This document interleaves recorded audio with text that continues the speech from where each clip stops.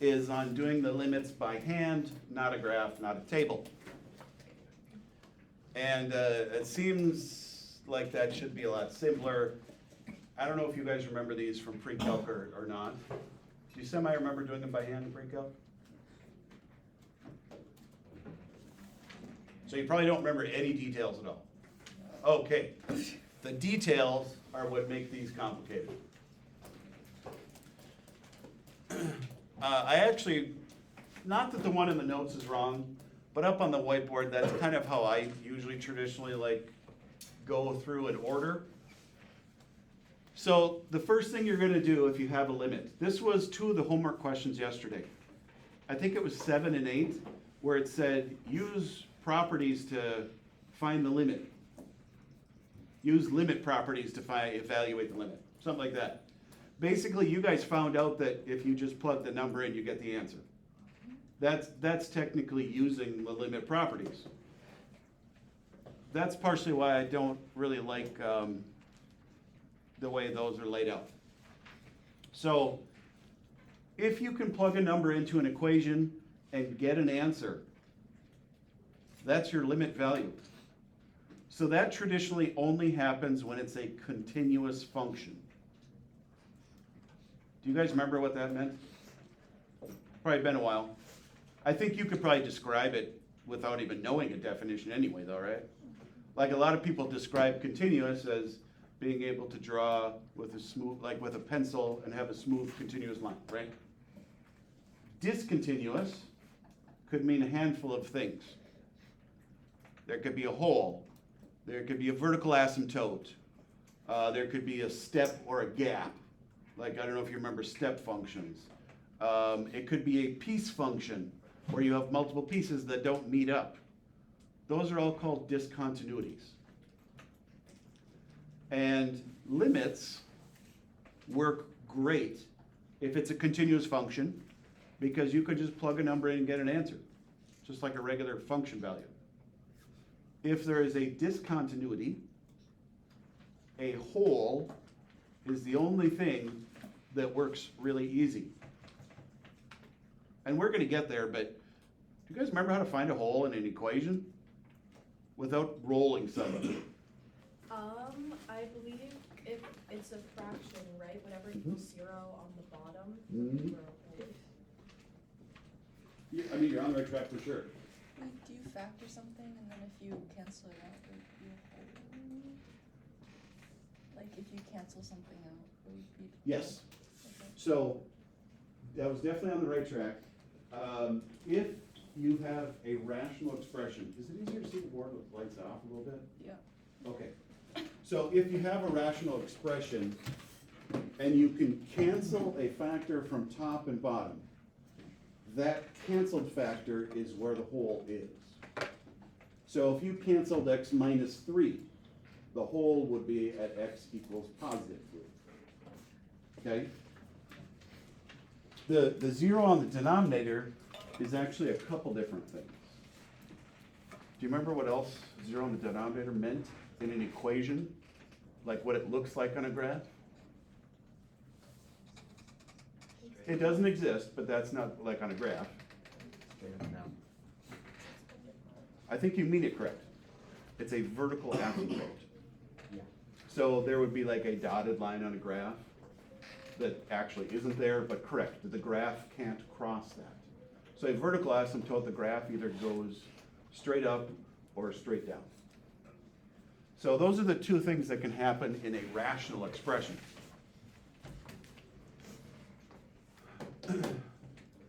I should clarify and say those are the two things that can happen if you have a rational expression you can factor.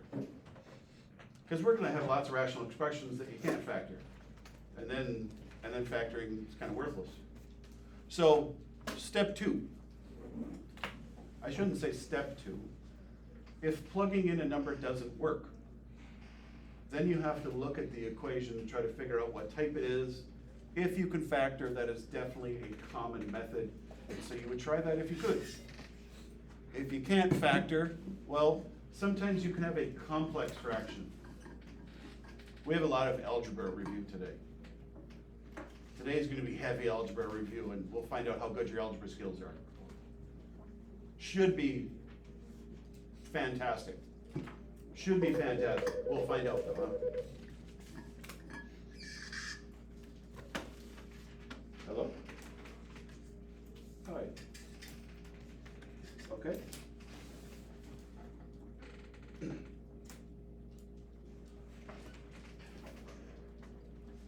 Yeah, it's locked out, yeah.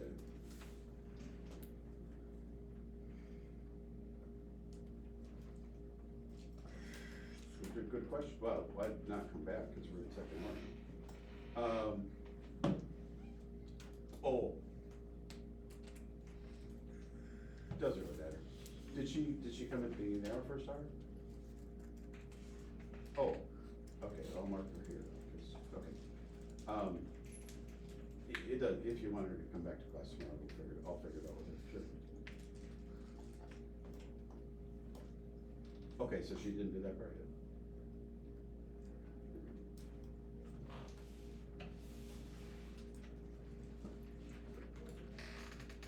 Okay, sure, that's fine. Okay. Yeah, bye-bye.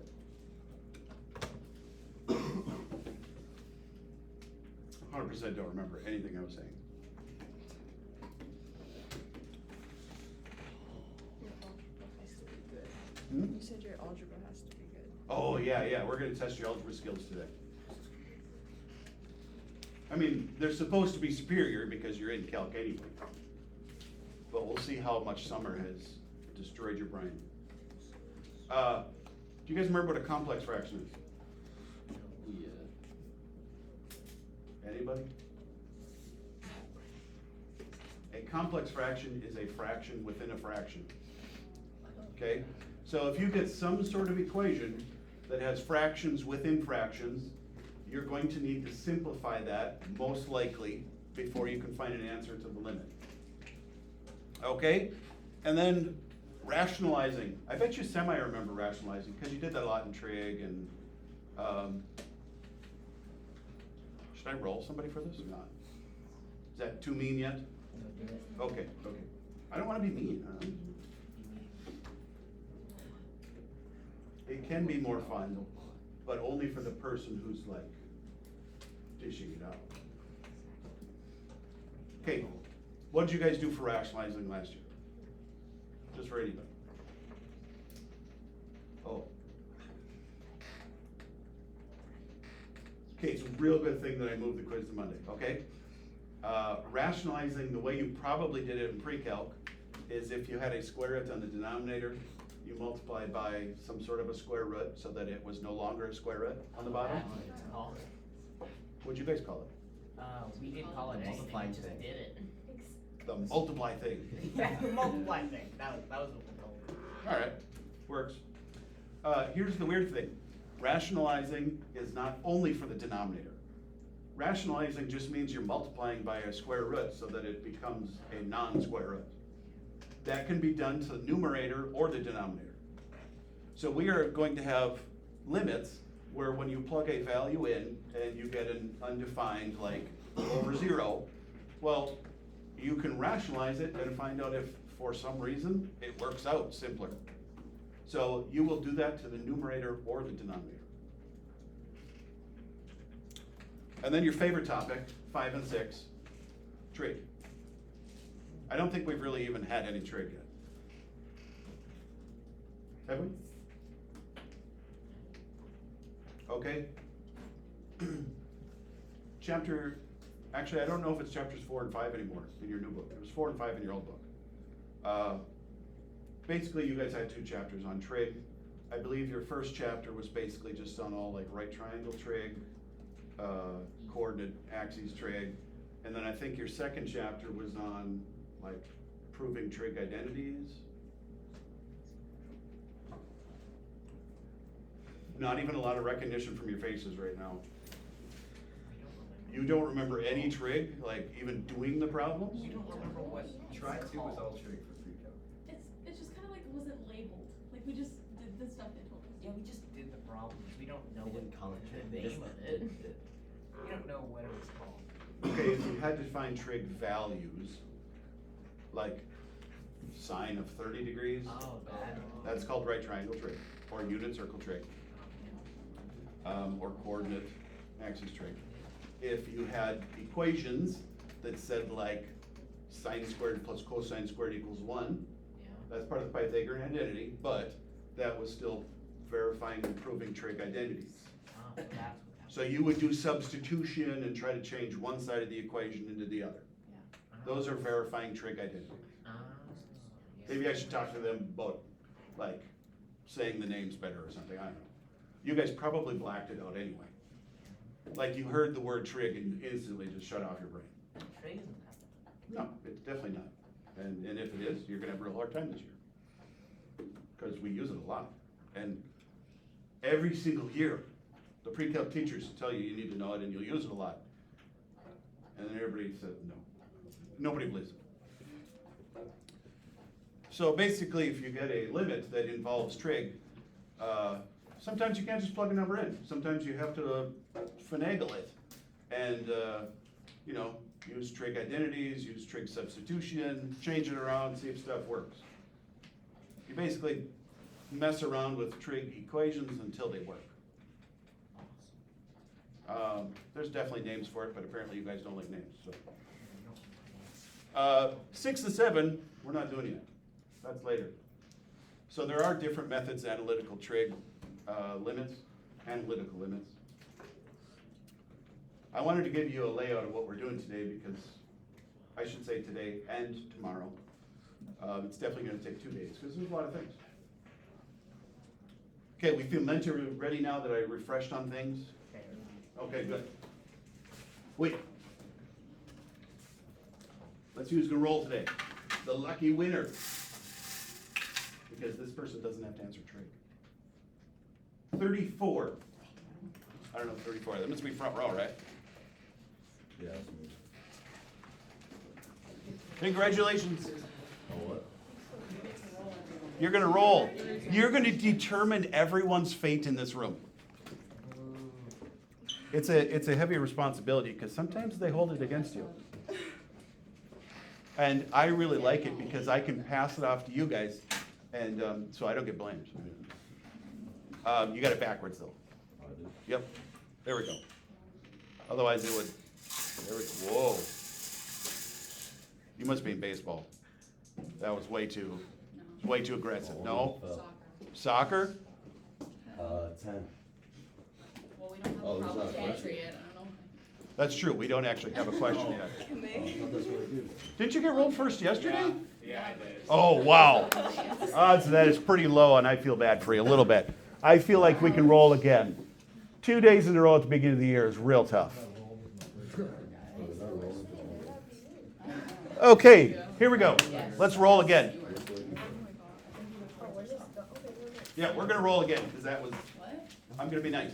Well, then how can it go that way? Brady, Oh, what? roll again. It's supposed to go on the floor. It is not supposed to go on the floor. He rolled so fast that it flew out the top. Sorry, what? 38. 38. Oh, look at that, you're even going up there. Oh, jeez. Too late now. I mean, like, you committed. Okay, I was just gonna ask questions, but you committed. I like it. can I just put it in, Can you what? the two? How do you know what question we're doing? Oh, What are we doing? Oh, it looked like you wanted to do A. I'll let you do A. The fact that you got up and walked up there on your own means you are ready to go, and I won't stop you.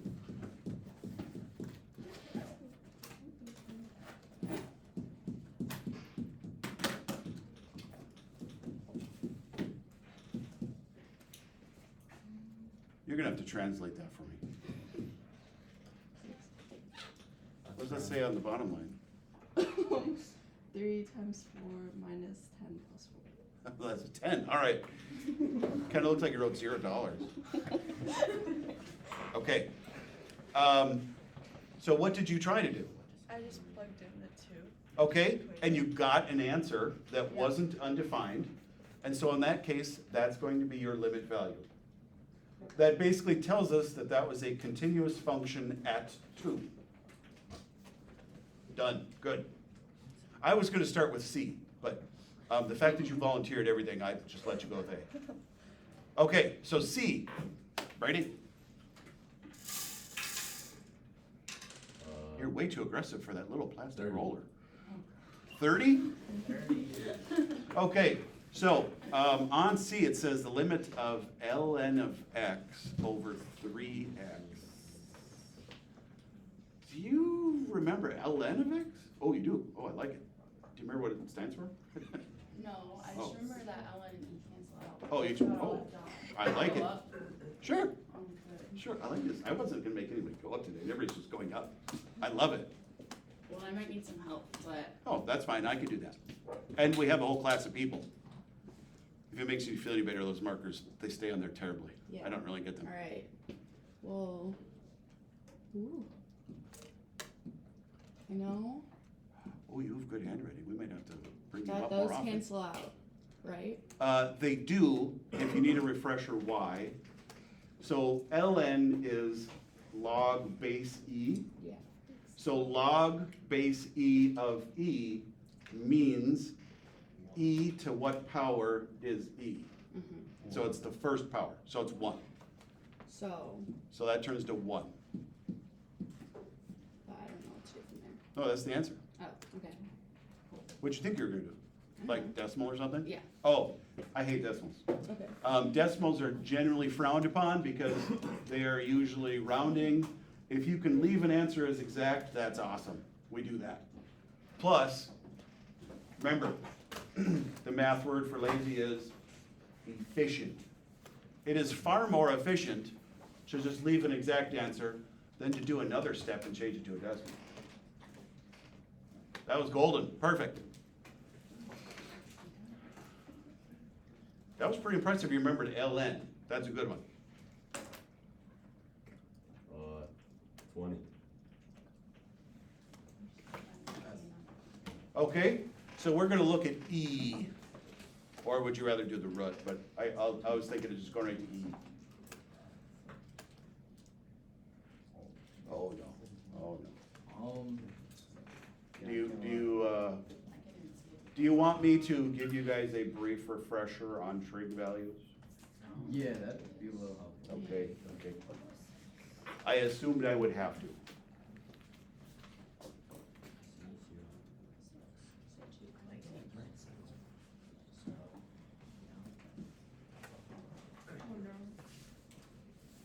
What's that?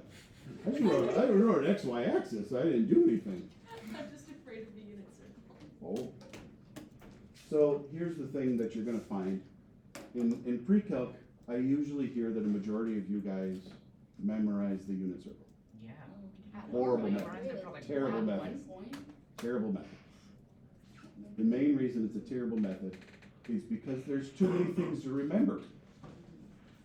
Like, you guys haven't even seen a fraction of what you're gonna have to memorize this year, right? So if you're going to try to remember a whole unit circle on top of all that, it just does, well, okay, for me, it definitely doesn't work.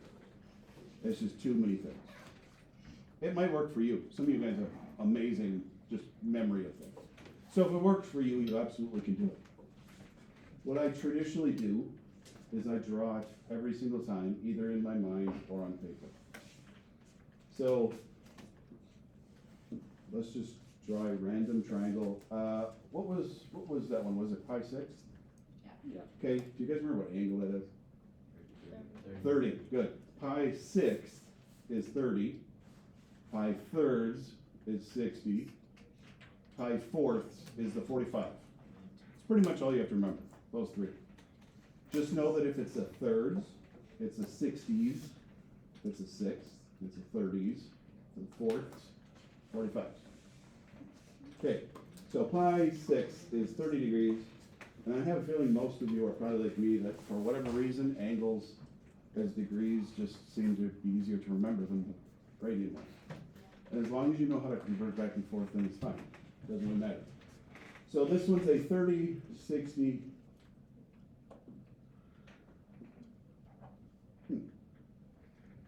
30, 60, 90. Rather than memorizing the unit circle, there's only the two triangles that you have to remember from geometry. So there's the 30, 60, 90, which I basically drew a 45-degree angle, so just ignore that part. you guys remember the ratios for 30, 60, and 45?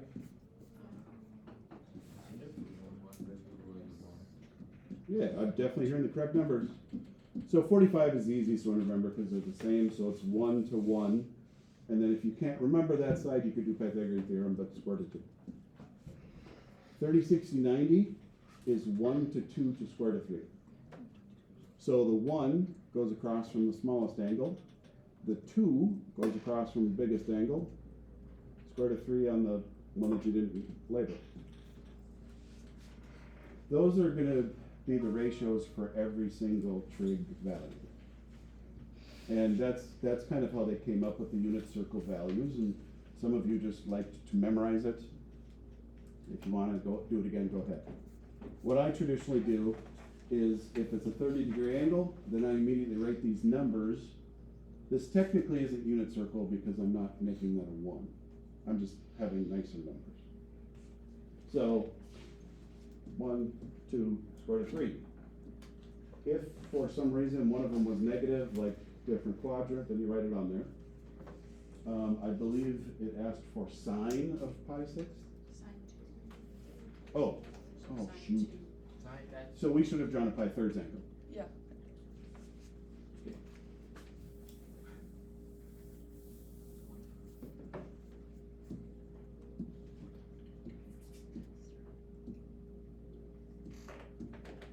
So 1, 2, square root of 3. And as soon as I drew those numbers on there, then you basically use SOHCAHTOA, which a majority of you seem to have that part memorized already for year to year. So sine of 60 degrees would be square root of 3 over 2. And then I usually just do that because I can memorize these two triangles much easier than I can memorize the whole thing.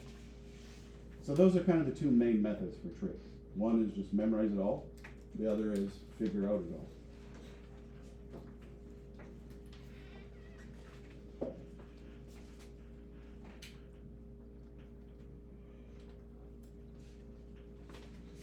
You feel you have a good reminder now? Yeah. Excellent. All right, come on up. I wasn't going to have people come up today, but it's just kind of nice now. You guys are getting engaged. You're waking up. This is good. Your brain remembers things better when you are more awake and engaged. Okay, so yes, the 2 theta part was the part I forgot about when I was drawing. So 2 times pi 6 is Pi third over pi thirds, yep. So sine of pi thirds. Oh, you're just writing it. Yeah. Okay. Yeah, I've got no answer for you. You clearly were trying to write. Yeah. Keep trying. Just keep. Well, that's even. There we go. Whoa. Wait. Whoa. Wait. I'm goofing. Are you a person that puts the fractions as an angle like that? Yeah. Aye. It looks weirder when I do it plus. I have bad handwriting. True. It does look worse. That looks nicer in terms of handwriting. Yeah. Far worse in terms of math abilities.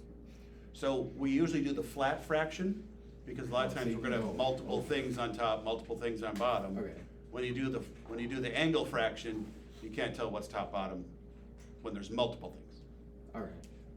I'll let it slide for this one. All right. It looks good. Okay, thank you. Excellent job. I don't know, any kind of questions on anything that's up there so far? Maybe things you need refreshing on, remembering? Do we need to do the log one together? Yeah. Oh, all right, all right. Oh, now you got it down. There we go. 29. What's with your rolling here? It's all high numbers. This person is not. Oh, they're not here. All right.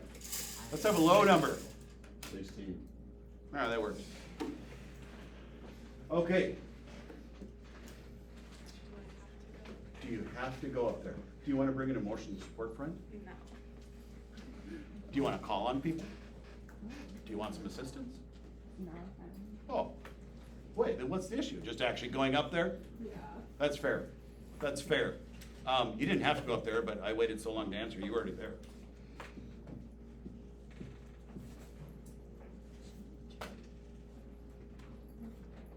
That's spectacular so far. Yeah.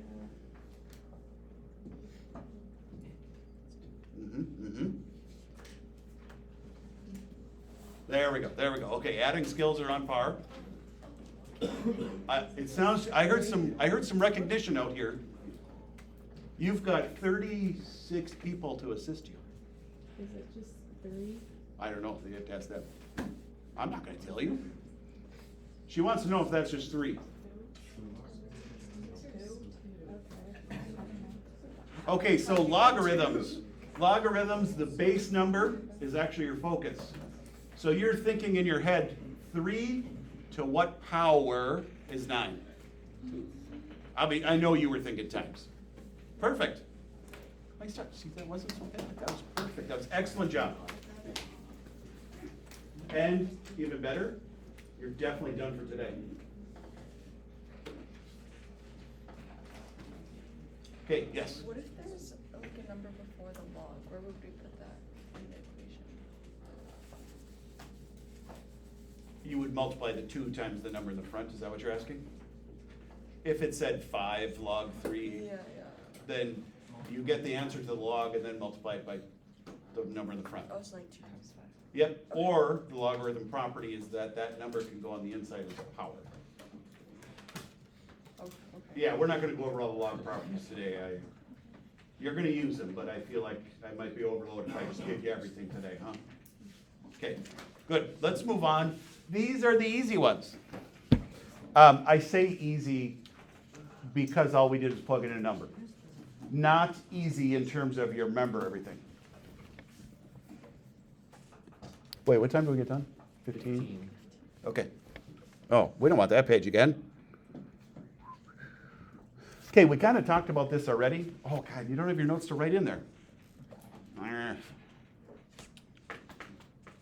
I suppose you guys been just kind of writing stuff in notebook for now, right? Okay, sure, I'll do that part with you. I said this part out loud, but I don't know if anybody wrote any of it down. I mentioned the word discontinuities.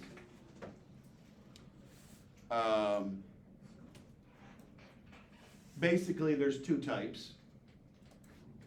Holes and vertical asymptotes.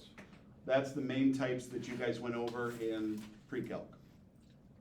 A hole happens when? When you cancel out. When you cancel a factor from top and bottom. A hole happens when you cancel a factor from top and bottom. You don't want to write it down? Or are you looking at the notes already? Oh, all right, perfect. A vertical asymptote happens when there is a 0 on the bottom. So basically, if there is a factor with a 0 on the denominator. Those are the 2 types.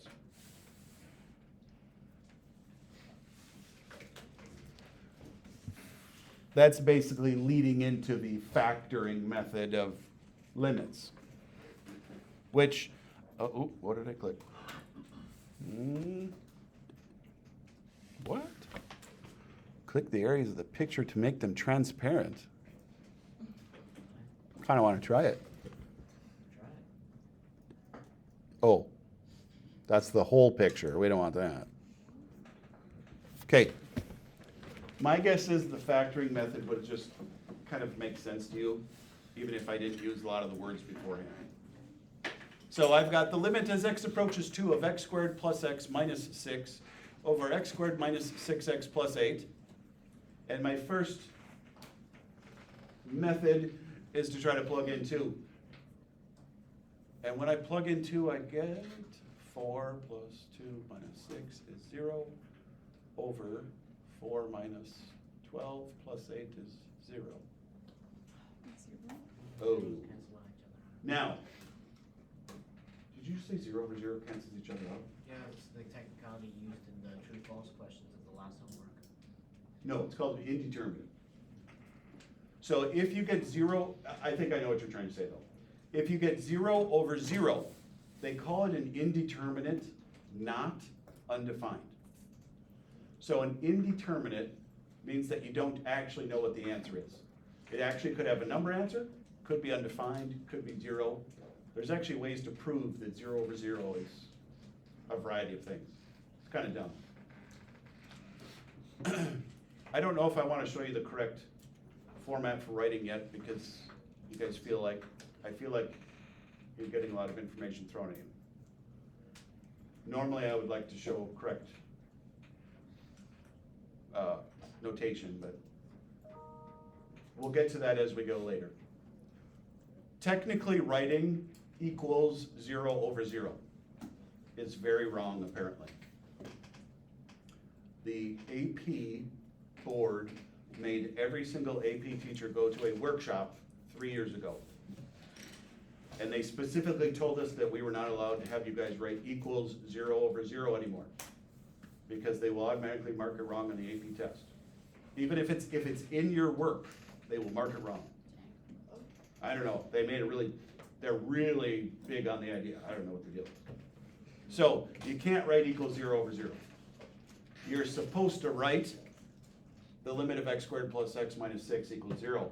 The limit of x squared minus 6x plus 8 equals 0, like our properties. And then you would say that's an indeterminate, and then you factor it. It's ridiculous. It's terrible. We'll get to real notation as we get there. You guys remember how to factor? Yeah. Oh, good. That sounded good. That was a lot better than I was expecting. That means I feel like we can call on somebody.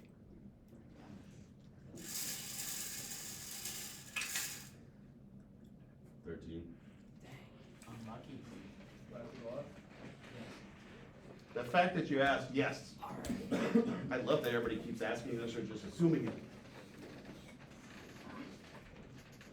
Do you remember how to factor? Do you want some help? Do you? No, I think I can do it. Okay. Now, these are generally considered, you can just keep writing, but these are generally considered the easier ones because it's just an x squared in the front. The ones that were more work and kind of a pain in the butt were if you have a number value on the x squareds. Depending on who you had as a teacher, they had all sorts of different names. 3-term hard is probably the most common name for those. These are called the 3-term easy.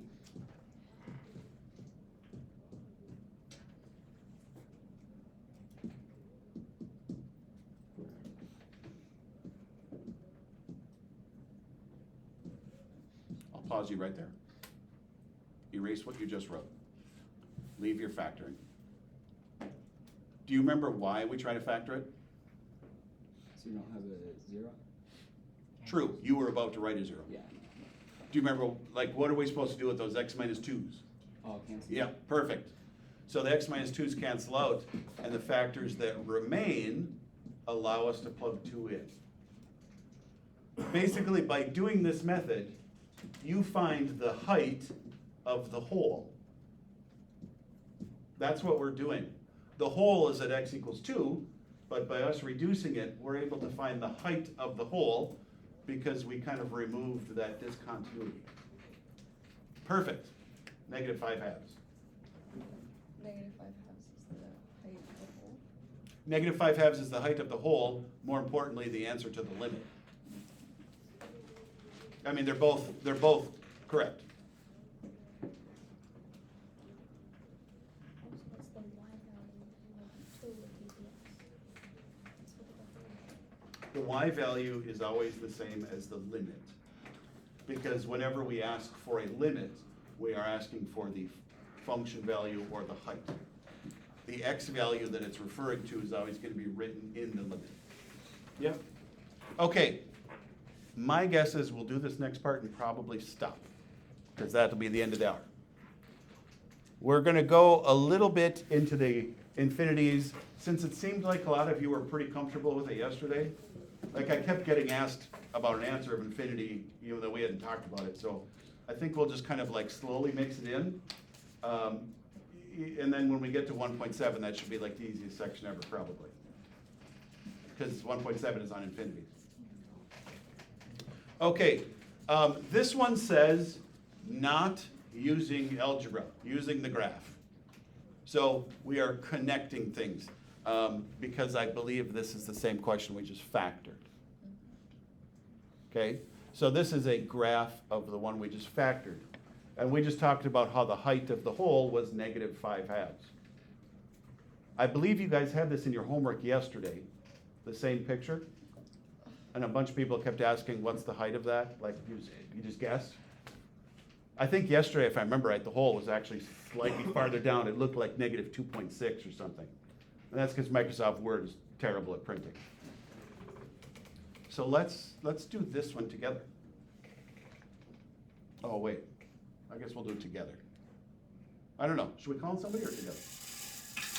Too late. Brady decided. 27. Who apparently has the upper bingo balls exclusively. I have no idea what's happening. Okay. Oh, all right. I'll do fine. We'll see. Well, I mean, you can ask. Yeah. You're saying a lot, and we haven't even gotten it. What are you trying to do? Factor it. Oh, Maybe. oh, Oh, I wasn't even thinking. Hold on. let's erase that. Nice, didn't happen. Okay, Didn't happen. can I pause you then? Okay, erase that. You're actually not even gonna have to do any algebra work on this one, since this is the one we just factored up above it. The point of this question is to tie it to the picture to show that we get the same answers either way. So, looking at the picture, what is the limit value? At x approaches 2. About like 2.5. It is exactly negative 5 halves according to the last question we just solved. So yes, negative 5 halves. That's all you answered. Oh, Negative 5 halves. No work involved. Okay? Do you want to keep going? Do you want somebody else to go? I'll keep going. Oh, okay. So the limit as x approaches 4 plus. So where's 4 plus? Yes. Guesses? Thoughts? It looks like it's shooting straight to the top. Yeah. Okay? So the fact that it looks like it's shooting straight to the top means we probably don't know what that answer is, so we would call it, Does not exist. it's like a cool car. Hello? Hello? Hi. Yes, do you need to write this second?